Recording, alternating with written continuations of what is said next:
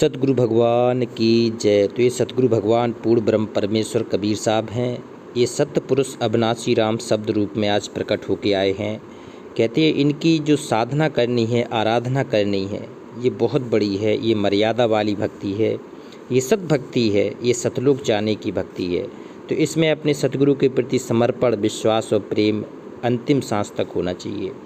तो आज एक शब्द है, बहुत अनमोल है और एक एक शब्द का विश्लेषण बहुत ज़रूरी है। ये कबीर परमात्मा की प्रेरणा से सब हो रहा है। ये शब्दों का सरलार्थ बहुत ही अच्छी तरह से हो रहा है। कहते हैं साधु भजन वेद है न्यारा। कबीर साहब कह रहे हैं कि मेरे साधु भाई, मेरे भक्त आत्माओं, ये भजन भेद न्यारा है। जो तुम भजन अभी तक करते आ रहे हो, ये ऐसा नहीं है, ये भेद अलग है। इसको भगवान ही बता सकता है। जब सतगुरु के रूप में परमात्मा आएगा तो वही बता सकता है कि सच्चा भेद क्या है, ये क्या है सच्ची साधना, और हम कहाँ जाना है, क्या कहाँ से आए हैं। तो ये सब भगवान ही बता सकता है। कहते हैं का माला मुद्रा के पहरें, चंदन घसें ललारा। कहते क्या होगा तू अगर माला पहन ले, क्या होगा तू मुद्रा पहन ले, और क्या होगा जो तेरा चंदन घिस के लगा ले। ये सब व्यर्थ की साधनाएं हैं, ये बाहरी साधना है, ये आडंबर की साधना है। इसको छोड़ना पड़ेगा। कहते मूड मुड़ाए सिर जटा रखाए और अंग लगाए छारा। कहते तू मूड मुड़ा के बैठ गया, तूने सिर पूरा गंजा करा लिया, बाल नहीं रखे सिर में। क्या होगा बाल रखो या ना रखे, इससे तेरे अंदर आत्मा में क्या प्रभाव पड़ेगा। और तू अपने आप को मूड मुड़ा के अपने आप को भक्तिवान बना समझ रहा है, अपने आप को बहुत बड़ा भगत समझ रहा है मूड मुड़ा के। कहते मूड मुड़ाए सिर जटा रखाए, और जटा रखा के भी अपने आप को बिल्कुल शंकर भगवान समझने लगता है। तो इससे तेरे पाखंड ही हुए, इससे तुझे कुछ मिलने वाला नहीं है। कहती मूड मुड़ाए सिर जटा रखाए, अंग लगाए छारा। अंग में, शरीर में कहती है राख लपेट लेते थे पहले। तो कबीर साहब इनको समझा रहे हैं कि बेटा ये पाखंड क्रियाएं सब छोड़ दे, ये तेरी भक्ति क्रिया के विपरीत हैं, ये तुझे सीधा नरक में ले जाएंगी। कहते का पानी पाहन के पूजे और कंद मूल फरहारा।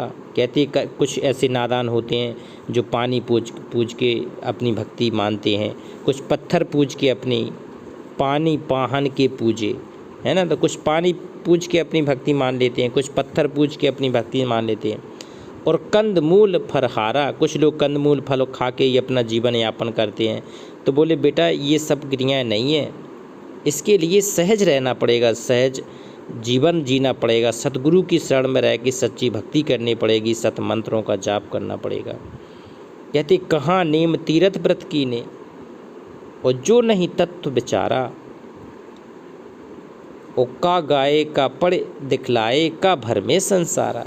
कबीर साहब कहते हैं कहाँ नेम तीरथ व्रत कीने, तूने बहुत नेम व्रत साधनाएं कर ली, तीरथ व्रत कर लिए, कई दिनों तक तूने कुछ खाया नहीं, पानी तक नहीं पिया, और जो नहीं तत्व विचारा। ये सब पाखंड ही क्रियाएं नहीं है। अगर तुझे कोई तत्व ज्ञान नहीं है, तुझे वास्तव में कोई सच्चे संत नहीं मिले जो तत्वदर्शी हों, जो तत्व का ज्ञान रखते हो, पूरी सृष्टि का रचना जानते हो, कौन है, कहाँ से आए हम और कहाँ जाना है, ये किसका लोक है, हम यहाँ क्यों जन्मते हैं, क्यों मरते हैं, ब्रह्मा विष्णु महेश कौन है, माता दुर्गा कौन है, और कैसे इनका इन ब्रह्मांडों पर कंट्रोल है। ये सब बताने वाला कोई सच्चा सतगुरु चाहिए।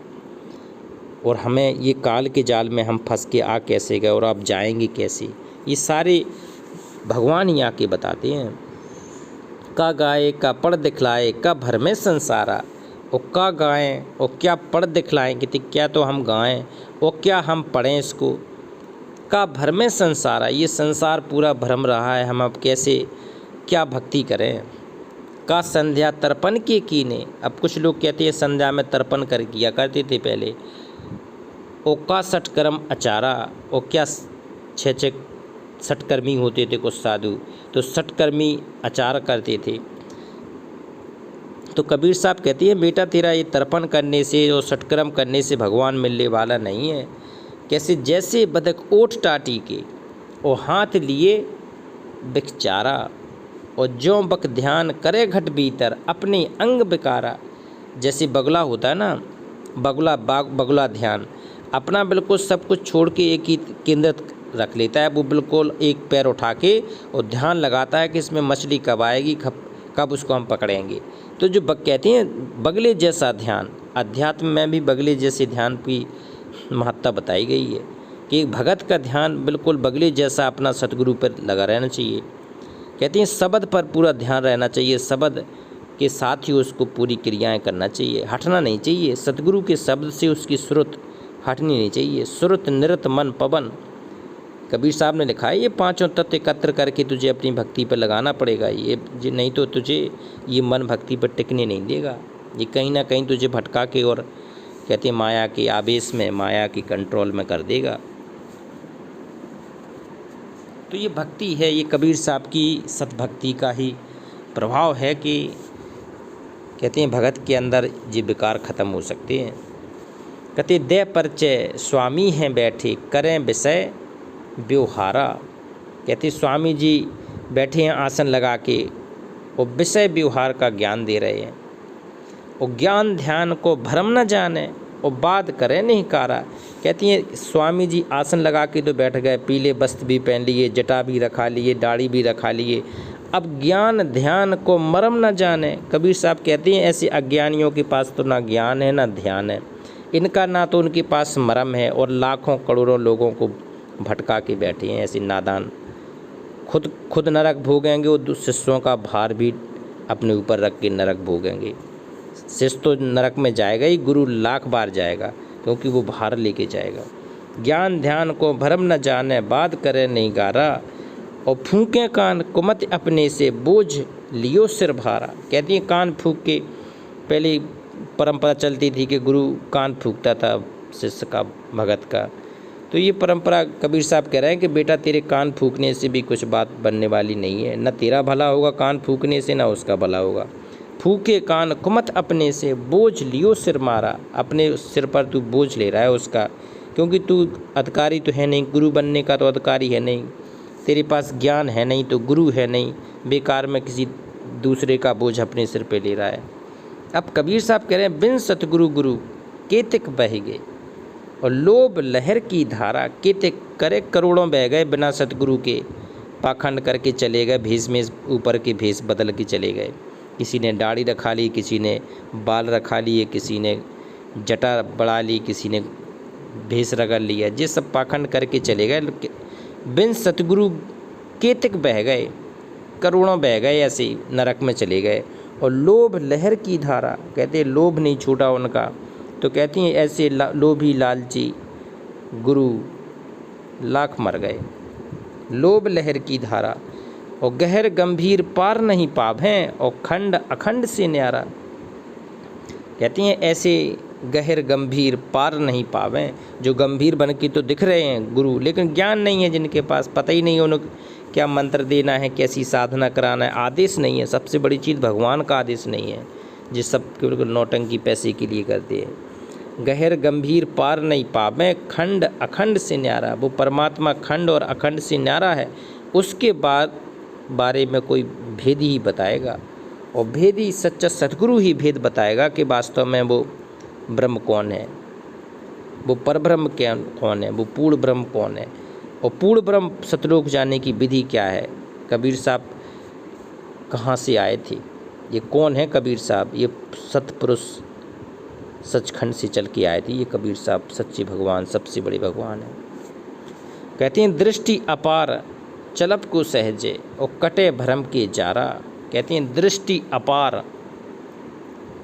और चलब को सहजे और कटे भरम के जारा, और निर्मल दृष्टि आत्मा जाकी और साहिब नाम आधारा। आहा, कबीर साहब कह रहे हैं कि बेटा जिसकी निर्मल दृष्टि हो, जो आत्मा जिसकी, वो साहिब नाम आधारा, वो है साहिब सतपुरुष। और कहे कबीर ते ही जन आवे और मैं ते तजे बिकारा। कबीर साहब कह रहे हैं कि वही जन मुझे प्रसिद्ध है, वही हमारे लोक में आ पाएगा, सतलोक में आ पाएगा, जो अपनी विकार तज देगा। विकार कौन से हैं? काम, क्रोध, लोभ, मोह, अहंकार। ये 5 मुख्य विकार हैं, इनको तजे बिना भगवान नहीं मिलता। और साथ में 16 श्रृंगार भी करना होता है। कहती हैं दया है, आधीनी है, दास है, मधुरभाषी है, सत्य बोलना है। कुछ ऐसे 16 ऐसे लक्षण होते हैं जो एक शिष्य में होने चाहिए, एक साधक भगत में होने चाहिए, तब वो सतगुरु को प्यारा होगा। और सतगुरु को बिल्कुल आधीन भगत चाहिए, सच्चा भगत चाहिए, एक दास भगत चाहिए, जो इस संसार रूपी जाल में कहीं भी जिसका दिल ना लग रहा हो, उसको चाहिए। तो ये भगवान प्रकट है, सतगुरु भगवान शब्द रूप में प्रकट है। उसके लोग शाश्वत सतलोक ले जाने के लिए भगवान आया है, तो उसके लोग चलते हैं, सब तस देते हैं, माया भी तस देते हैं, पदवी सम्मान, कहते हैं पूरा समर्पण, तन मन धन सब अर्पण, गुरु चरण कीजिए। जब सब कुछ गुरु चरण में हो जाएगा तो सतगुरु हमें अपने सतलोक ले जाएगा। तो ये मौका है, एक बार कबीर साहब का जयकारा लगाते हैं और तैयार होते हैं सतलोक जाने के लिए। पूर्ण ब्रह्म परमेश्वर अविनाशी राम सत कबीर भगवान की जय।